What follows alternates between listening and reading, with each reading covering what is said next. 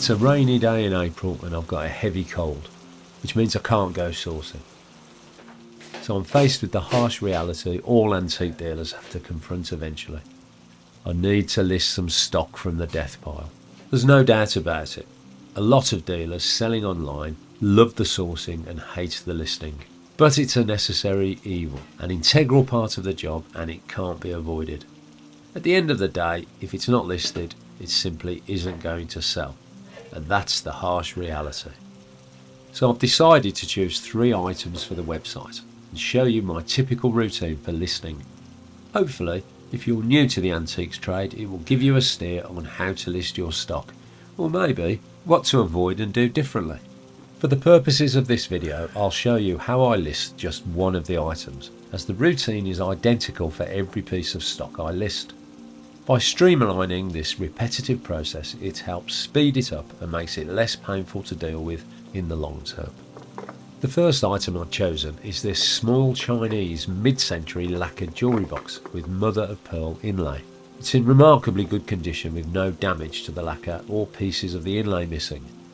The silk lining in the drawers are intact and all the decorative brass embellishments are still in place.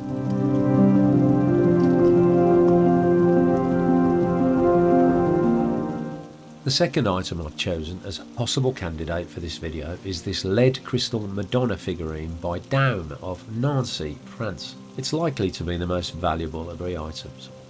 And our final option is this antique late 19th century Victorian copper and brass coal scuttle. I particularly like the porcelain grips on the handles and the lion's head fittings that the hinged carry handles attach to. In my opinion, they lift this out of the ordinary and, while still functional, add a sense of quality. If you look closely, you will see that the scuttle is formed in the shape of a military helmet. And the results in, I've decided to feature the Chinese jewellery box. But as usual, rather than cracking on with the job, I thought I'd delay the process a little bit longer by making a much needed mug of coffee. Those that know, know.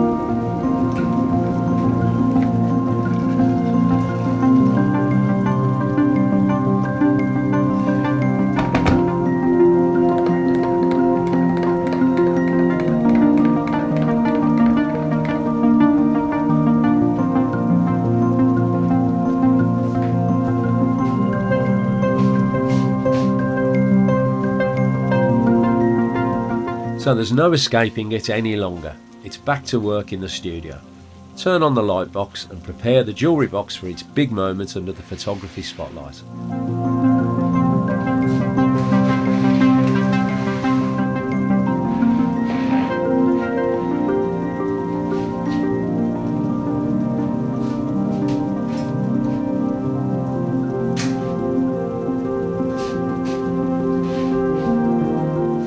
My first job is to remove any fingerprints from the lacquer with a very gentle polish, ensuring I don't leave any smears or lift up and bend the delicate brass embellishments.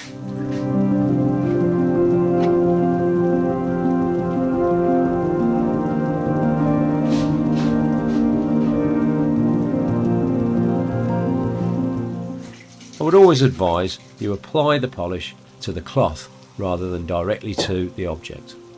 That way you always ensure you have total control of where you apply the polish and how much you apply.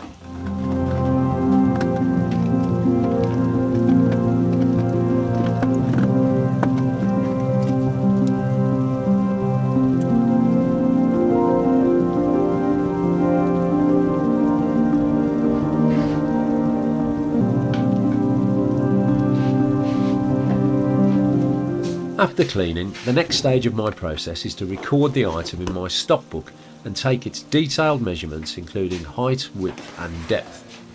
I would always advise you to do this now, as it's always a bit of a pain when it comes to listing online if you have to go back to the item to measure it, particularly if you've packed it away after photography.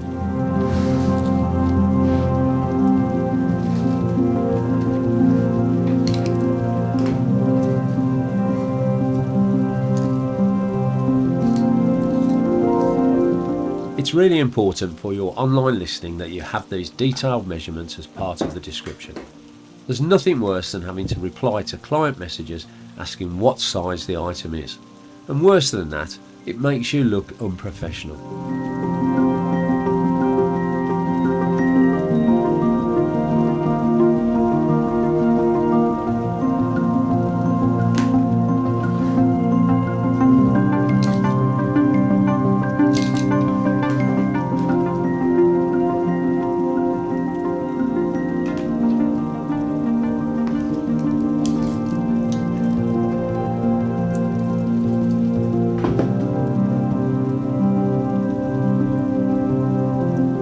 With the item recorded in my stockbook and its detailed measurements taken, I'm now ready for the next stage of my process, the photography. If you don't have a light box like this one, then it's important you find a spot in your house that offers you the best and brightest available light to give you the best possible photographs. Avoid reflections if you can, and make sure you photograph every possible angle, paying particular attention to any damage or defects the item may have. It's no good trying to conceal damage, as all it will result in is a returned item. I can't emphasise enough how important your photos are, and in my opinion you can never have too many. At the end of the day, it's the first sight of your item that your potential customer has, so it's vital you make a good impression to get one step ahead of the competition.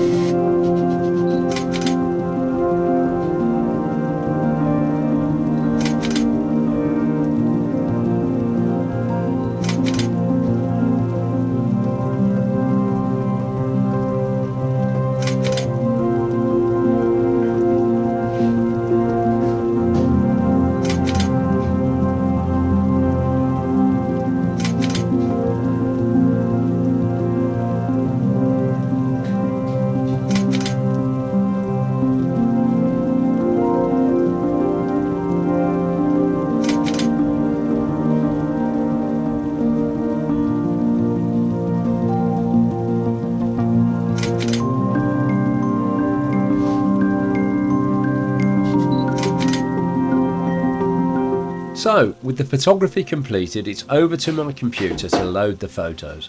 I appreciate that everyone will have a different way of listing their items, for example on a PC or by using a phone. So for the purposes of this video, I will pick up the process from the point your images are loaded onto your device.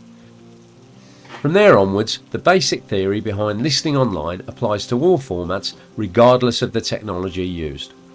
Also, I'm not assuming everyone has two screens, so I will revert to using one screen when I'm talking you through how I go about listing to my website. Equally, I don't think it matters whether you are listing on your own e-commerce website or if you list on eBay. The principles of good practice remain the same on both platforms. So as promised, let's switch to one screen and I'll show you my basic process for listing antique and vintage stock to my antiquecentral.co.uk e-commerce website. Let me know what you think of my process in the comments below and whether you would do anything differently. Right, we're up in the edit suite where it's easier to record off screen. My cold is doing my head in, so I'm not going to drag this out. What we'll do is bullet point each stage of my listing process to save everyone's time. The first step is a no-brainer. You actually have to motivate yourself to start the listing. So open up your online platform, whether it's eBay or an e-commerce site, and simply crack on. As a wise man once said, the first step is always the hardest, and for me personally, motivating myself to list my stock is always a struggle.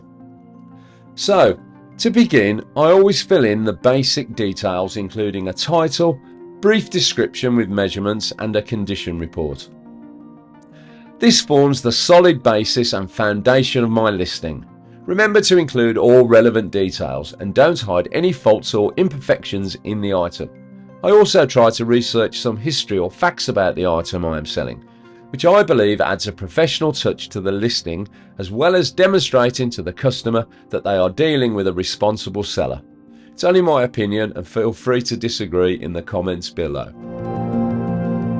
The next stage is to upload the photos, and there is an important tip to consider. Don't just leave your photos in the random order you uploaded them. Sort them to reflect the order you think your customer will want to see them. And don't forget, It's very important to choose a thumbnail to represent your product if your platform doesn't simply use the first available photo you uploaded. Now here is where the different platforms will vary. I use a Squarespace e-commerce site, so I am quickly able to add categories and tabs or keywords to my product, which will organise the listing on my website and drive customers to similar items I have for sale, like adding the tags Chinese, jewellery box or lacquered, for example. But unlike eBay, this will only drive customers to similar products on my website and not to competitor listings. Next, I will optimize my listing for the search engines. This entails creating a specific SEO title, SEO description, and most importantly, a URL that will appear when a customer carries out a Google search for the product I am listing. All of these will help you improve your ranking in customer search results. And if you don't know, SEO stands for Search Engine Optimization. If you're using eBay, then this is done for you to a great extent. As I'm using my own e-commerce website, I have to do this myself. It doesn't take long and is a vital part of the process. If you're not already aware, SEO Space recommends that your SEO title be between 50 to 60 characters, your SEO description between 150 and 160 characters, and your URL should be between 3 to 6 words.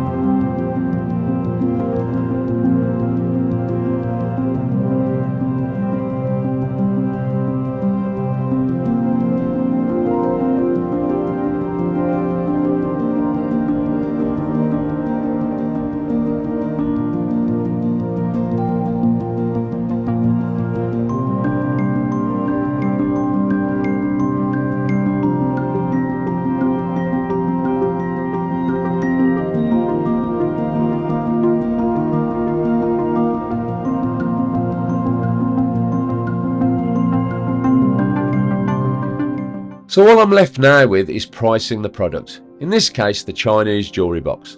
It's absolutely vital that at this stage you carry out your research. After all this work, the last thing you want to do is incorrectly price your product, so you are either giving it away or pricing it out of the market. The world is your oyster when researching prices, but one thing is for sure, the range of prices you see will vary considerably, particularly with antiques and vintage, when, at the end of the day, every item for sale is only worth what someone is prepared to pay for it. Typically, if it's a fairly generic item such as this jewellery box, my go-to sites are the dreaded eBay followed by a Google image search. The image search will pull up dozens of websites selling similar items, but be prepared to take a lot of the prices with a pinch of salt, as sellers can ask whatever they want, but it doesn't mean they are going to achieve it. Even though I'm not a fan of eBay, I believe they are the biggest reselling platform out there, so I typically use their sold listings to gauge the current market value of my item, and then use a median sold price to list it at, always bearing in mind my listed prices include shipping to the UK mainland. As a final check on my listing, I use SEO Space to carry out an audit. This is a paid subscription, but it makes sure I have optimized every listing and every page of my website for maximum visibility. It seems to be working at the moment, as I have jumped from a few hundred views per month to around 5,000 with only a couple of hundred listings. And for the record, here's my final listing for you to check out. Google search Antique Central, we should appear at the top. Open the page, click on the store tab, and our jewellery box is the last listing I did, so it will be on the top line in the store. You can also see all the photos I took, which definitely cover every angle possible and also highlight any imperfections or damage.